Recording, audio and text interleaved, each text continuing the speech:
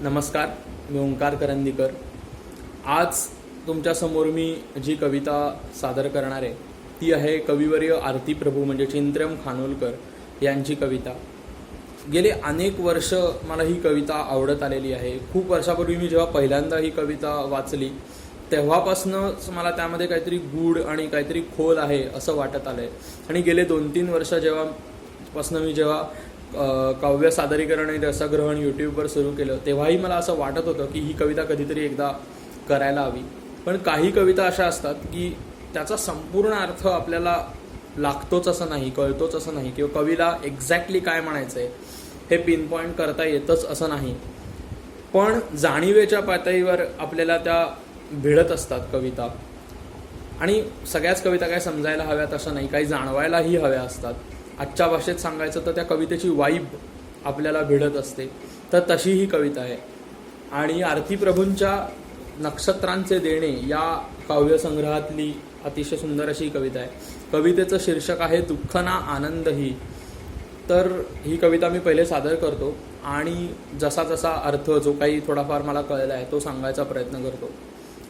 दुःख ना आनंदही अन अंत ना आरंभही, दुःख ना आनंदही अन अंत ना आरंभही, नाव आहे चाललेली कालही अन आजही. दुःख ना आनंदही अन अंत ना आरंभही, नाव आहे चाललेली कालही अन आजही. मी तसा प्रत्यक्ष नाही, मी तसा प्रत्यक्ष नाही, ना विदेशी मी जसा, मी नव्हे की बिंब माझे, मी न माझा आरसा.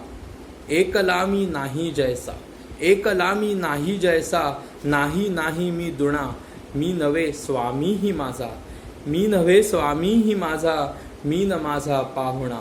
प्रश्न की उद्गार नाही, प्रश्न की उद्गार नाही, अधिक नाही वा उणा.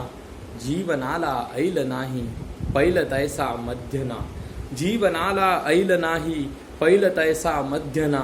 याद नाही साध नाही ना सखीवा सोबती, याद नाही साध नाही ना सखीवा सोबती. नाद आहे या घड्याला अन घड्याच्या भोवती. सांध्य छाया आणि काया जोडूनी यांचा दुवा, सांध्य छाया आणि काया जोडूनी यांचा दुवा. नाव आहे चाललेली दूरची हाले हवा. दुःख ना आनंदही अन अंत ना आरंभही, नाव आहे चाललेली कालही अन आजही. तर अशी ही कविता होती. आणि यामध्ये काहीतरी खोल मानवी स्वभावाविषयी, मानवी एक्सपिरियन्सेसविषयी सांगितलं आहे असं मला वाटतं. काही गोष्टी ज्या जाणवल्या त्या अशा की एक प्रकारे बघता समोरच्याला किंवा आजूबाजूच्या लोकांना आपण जसे आहोत असं वाटतं, तसे आपण असतोच असं नाही, बरेच वेळा नसतो. किंवा आपण जसे आहोत असं दाखवतो, तसं पूर्णपणे आपण नसतो. किंवा आपल्यालाच आपण जसे आहोत असं वाटतं, तसेही आपण पूर्णपणे असतोच असं नाही. आणि अजून एक गोष्ट अशी की आजूबाजूला कितीही लोक असली, सगळं असलं, सगळ्या गोष्टी असल्या तरी शेवटी कुठेतरी माणूस एकटा असतो आणि हे आपल्याला माहिती असतं. पण म्हणतात तसं एक ब्रुटल सत्य असल्यासारखं असतं. आपण ते मनाच्या कोपऱ्यात कुठेतरी दडवून ठेवायचा प्रयत्न करत असतो, कारण मग सगळं आयुष्यच निरस होऊन जाईल. ही एक गोष्ट. आणि अजून एक गोष्ट अशी की शॉर्ट टर्ममध्ये म्हणायचं तर काही वेळा अशी फेज येते आयुष्यात की असं वाटतं की आयुष्याला काही अर्थ नाही, आपण आपले दिवस ढकलतोय. पण knowing I mean what I have read about Aarti Prabhu आणि त्यांचं जे काय थोडंफार काम वाचलं आहे, त्यामुळे मला असं वाटतं की it is much more than that. हा नुसता एक पर्सनल एक्सपिरियन्स विषयी हे नाही आहे, इट इज युनिव्हर्सल. खूप काहीतरी वैश्विक खोल सांगायचा याच्यामध्ये प्रयत्न केला आहे. कुठेतरी मला एक चिरंतन, जसं आपण म्हणतो की आत्मा हा चिरंतन आहे आणि त्यात तसा कुठेतरी एक अर्थ मला इथे वाटतं की हे सगळं एक चिरंतन सत्य आहे. दिवस होतो, रात्र होते, आपलं चालू आहे, वर्षानुवर्ष, शतकानुशतकं चालू आहे. पण जीवन ॲक्च्युली पृथ्वी ओव्हरऑल निसर्गाचा विचार केला तर एक प्रकारे हे चिरंतन आहे. आणि it doesn't matter who we are किंवा who are all of us, it doesn't matter. म्हणजे सगळं काही आहे आणि त्याच वेळी सगळं काही नाही आहे, काहीच नाही आहे.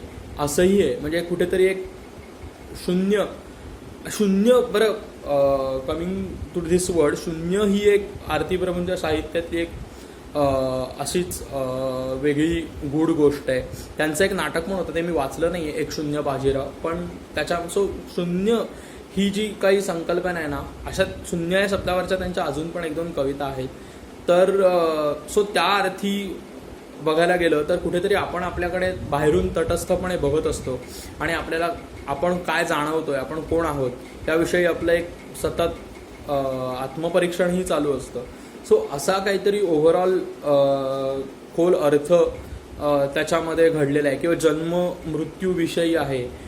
की जसं आता विदेशी मी नव्हे, स्वामी ही माझा, मी न माझा पाहुणा, किंवा त्याच्या आधीची ओळ जशी आहे की ना विदेशी मी जसा, किंवा अशा ज्या काही गोष्टी आहेत त्याच्यामध्ये. त्यामुळे मला असं त्यांना कुठेतरी त्या अर्थी पैलतीराविषयी बोलणं चाललंय की काय असंही. आणि एक संध्याकाळच्या वेळेचा जो अस्वस्थ करणारा फील असतो तोही कुठेतरी याच्यामध्ये आहे. अशा खूप गोष्टी ॲक्च्युली आहेत. नेहमी जसं आपण कवितेचा ओळ आणि ओळ, प्रत्येक ओळीमागे हा बाबा या ओळीचा हा अर्थ, असं काही वेळा सगळ्याच कवितांच्या इथे होतं असं नाही. पण आपल्याला ही कविता खूप कुठेतरी जाणवते, कुठेतरी आपण रिलेट करू शकतो, may be not to each and every word, पण ओव्हरऑल आपल्याला ते शाश्वत थोड्याफार प्रमाणात एक ब्रुटल सत्य आहे या कवितेमध्ये असं मला वाटतं. तर ही कविता तुम्हाला कशी वाटली, तुम्हाला त्याचा काही वेगळा अर्थ जर कळला असेल, स्पेसिफिक कळला असेल तर मला नक्की सांगा कमेंट करून. कविता कशी वाटली सांगा. आवडली असेल तर व्हिडिओ लाईक करा, शेअर करा, चॅनलला सबस्क्राईब करा. धन्यवाद.